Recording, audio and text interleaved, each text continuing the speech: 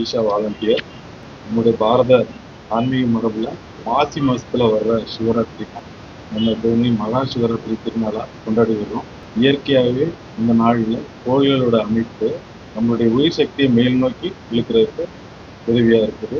இந்த ஆன்மீக வாய்ப்பை முழுமையா பயன்படுத்தி சொல்ற வகையில பல்லாயிரக்கணக்கான ஆண்டுகளாகவே நம்மளுடைய கலாச்சாரத்துல இந்த மகா சிவராத்திரி திருநாள் நம்ம முழு விழிப்போட கொண்டாடும் வகையில இரவு முழுதும் கொண்டாட்டங்கள் மற்றெல்லாம் நடந்துகிட்டே இருக்கு.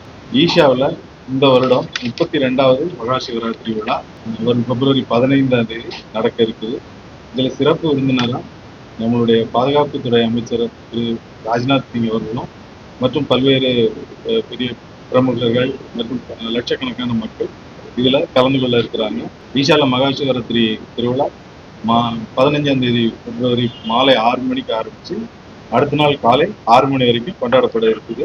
சத்குருவோட முன்னிலையில நடைபெறும் இந்த விழாவில் சக்தி வாய்ந்த தியானங்கள், மந்திர உச்சாரணங்கள், யோகேஸ்வர லிங்க மகா அபிஷேகம் மற்றும் தலைசிறந்த கலைஞர்களோட இசை நிகழ்ச்சிகள் இதெல்லாம் நடக்க இருக்குது.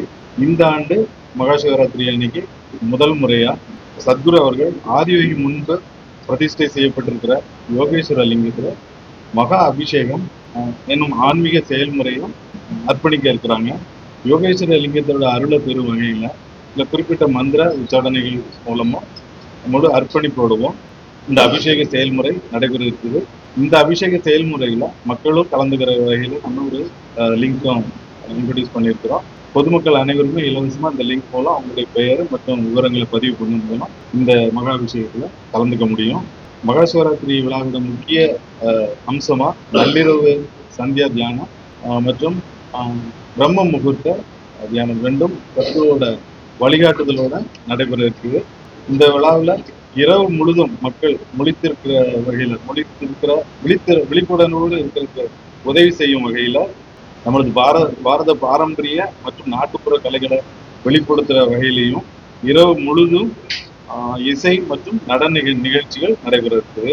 இதுல தமிழ்நாட்டை சேர்ந்த ராப் இசை கலைஞர் பிளேஸ் மற்றும் குஜராத் நாட்டுப்புற கலைஞர் ஆதித்யா காத்வி, மகாராஷ்டிராவை சேர்ந்த தபேலா கலைக்கலைஞர் பிரசாந்த் சோனாக்ரா மற்றும் குழுவினர், மேலும் ராஜஸ்தான் மாநில நாட்டுப்புற கலைஞர் ஸ்வரூப் கான், ராப் இசைக்கலைஞர் பாராடாக்ஸ் மற்றும் சவுண்ட்ஸ் ஆஃப் ஈஷா குழுவுடன் இணைந்து பாடகர்கள் சுவாகத் ரத்தோட், பிருத்வி காந்தராவ் இவங்களும் இசை நிகழ்ச்சிகளை வழங்க இருக்கிறாங்க.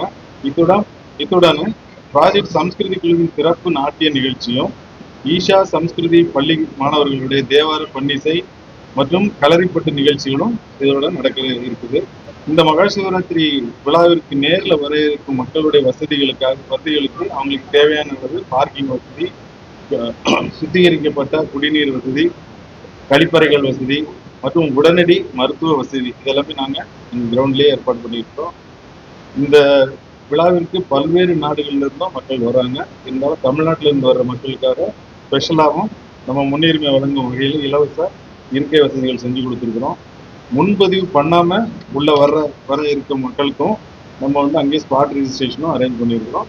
அவங்களும் இலவசமா அங்கே இருக்கைகள் பயன்படுத்தி கலந்துக்க முடியும்.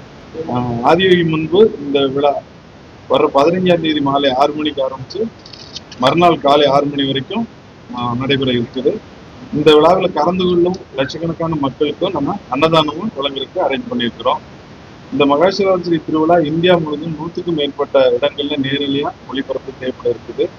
அந்த வகையில தமிழ்நாட்டுல 60 இடங்கள்லையும், கேரளாவில் 29 கோயில்கள்லையும் இந்த மாதிரி நேரலை செய்யப்பட உள்ளது.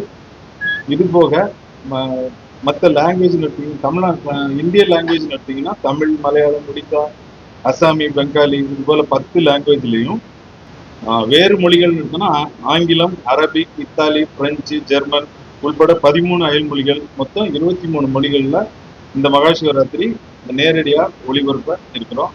யக்ஷா இந்தியாவின் பாரம்பரிய கலை வடிவங்களை போற்றும் விதமா மகா சிவராத்திரிக்கு முன்னதாக ஒரு 3 நாட்கள் யக்ஷா அப்படிங்கிற இசை மற்றும் நடன திருவிழா நடைபெற இருக்குது. ஈஷா யோக மையத்தில் இந்த யக்ஷா திருவிழா பிப்ரவரி 12ஆம் தேதி ஆரம்பிச்சு 12, 13, 14 3 நாளும் மாலை 7 மணிக்கு நடைபெற இருக்குது.